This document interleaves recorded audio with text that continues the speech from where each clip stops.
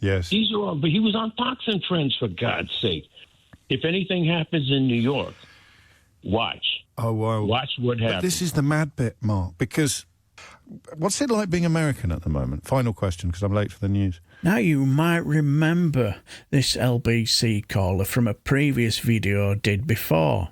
That's what woke is about. You're very good, Mark. I never did anything wrong. It wasn't me. Well, what he said then was, I would say, quite superb and very educational, was for me anyway. But after the recent events in Los Angeles over the weekend, it was obvious what the topic of conversation would be about. It'd be about Donald Trump, won't it? So when an old familiar voice popped into the conversation, I was all ears. James, how you doing? Hey, it's Mark Riley. Hey, it's good to hear from you. I'm doing okay. How are you doing?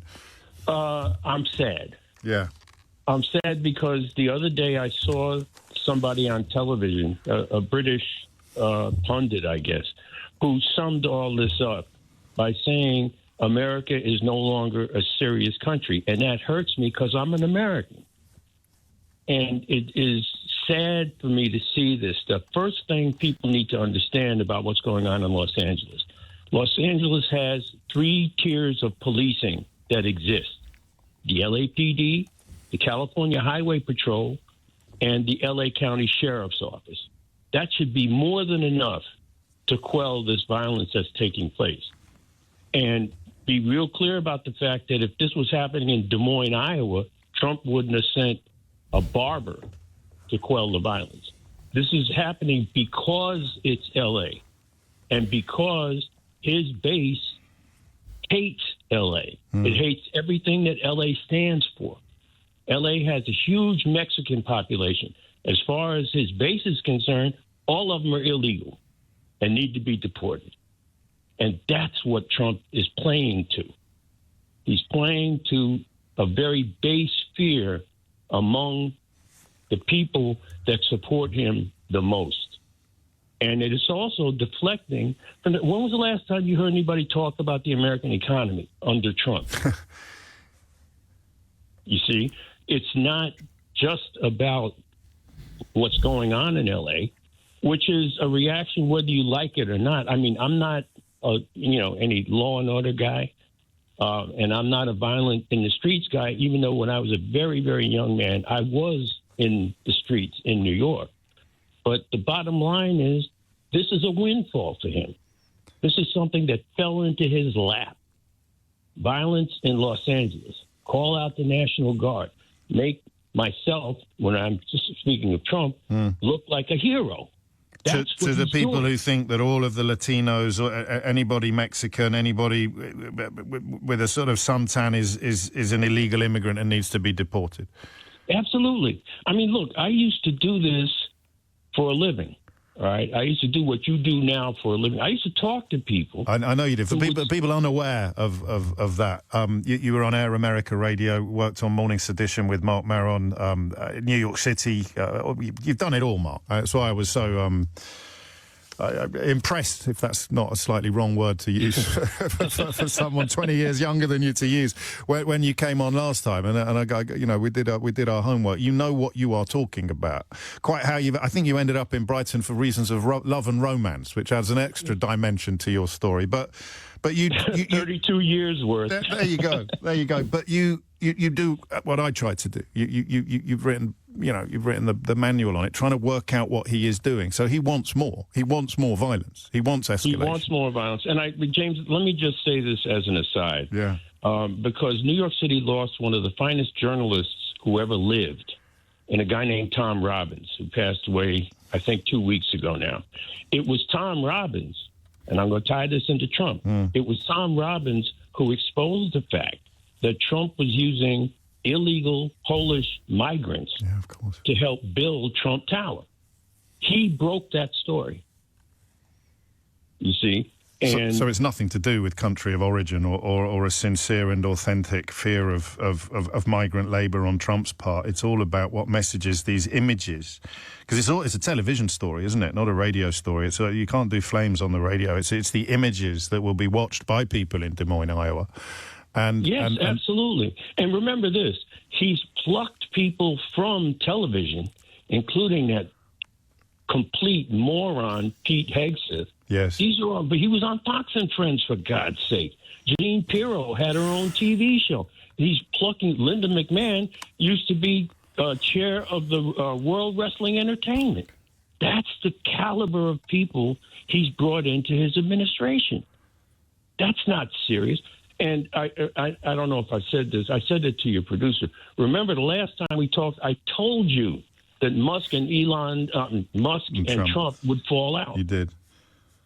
You know, because they're two gigantic egos. And I hear people saying over and over, well, it's the richest man in the world against the most powerful. That's nonsense. It's Elon Musk always was going to end up pissing Donald Trump off. Because there comes a point where the two egos cannot coexist in the same space. What happens next? What happens next is determined largely by whether or not the protests that are currently limited to Los Angeles and a small town called Paramount in California spread to other places, and spread specifically, if anything happens in New York, watch. Oh, wow. Watch what happens. But this is the mad bit, Mark, because this is where the cognitive dissonance, or the idea of two things being true at the same time, kicks in. You have to protest against what's happening now, because if you don't, it's over. And yet, the more protest there is, the more grounds there will be for Trump to respond in the way that he seems desperate to respond. I mean, this is where the job's impossible. The job of trying to unravel it in a way that is in any way reassuring is impossible, because if you don't protest, everything gets worse. And if you do protest, everything gets worse. You're subject to Trump's wrath. Yeah. And right now, and it's not going to happen necessarily in Miami, but if there were protests that broke out in Miami for a lot of different reasons, it probably won't happen. But he'd go berserk there too. And he'd go berserk in New York because so many of his enemies, remember that he was convicted of multiple offenses and had multiple judgments against him in New York. Anything happens on the streets in New York, he'll call out the National Guard in a heartbeat. So what's the best case scenario now? Well, the best case scenario would be impeachment, but that's not going to happen. So, from this perspective, that's the best you can hope for. But the trajectory he's on leads nowhere good. No, because as far as he's concerned, I'm the president of the United States. Don't mess with me. Do you know that part of the reason why he has such a big problem with black and brown people is because he's a germaphobe? No, I didn't know that. Tell me more. Yes, he's a germaphobe. For a long time, he wouldn't shake anybody's hand. But why does that impact particularly on people of colour, on black or brown people? Because he thinks they're dirty. Oh, that's of course. why. Well, I suppose I should have been able to work that out. But my naive little mind, Mark, sometimes doesn't let me go to the darkest places. Thank you again. What's it like being American at the moment? Final question, because I'm late for the news. It's sad. I'm sad. I am just completely sad that this is what the country has sunk to, and that a majority of people in America elected a guy who would do this. And that's a really depressing thing. Yeah, is that none of this should be surprising to people on both sides of the Atlantic. We've got our fair share of cheerleaders and client journalists, but it is very, very odd that you can see something so clearly and other people, even people you once respected, simply can't. Mark, thank you. Another Mark points out, morning, James, 2 out of 2 junctions missed already. Welcome back and love to the family. Yes, love to the family indeed. Again, wasn't he magnificent?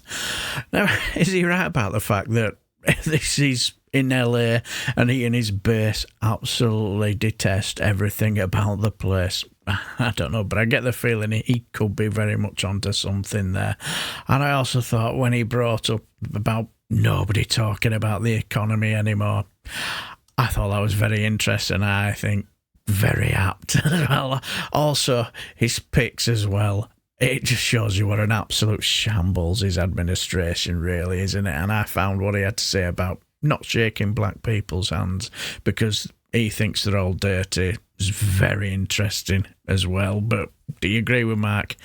If you do, let me know down below. And if you don't, still let me know down below. and I'll just leave the video here, and I shall bid you farewell and take care, my friends.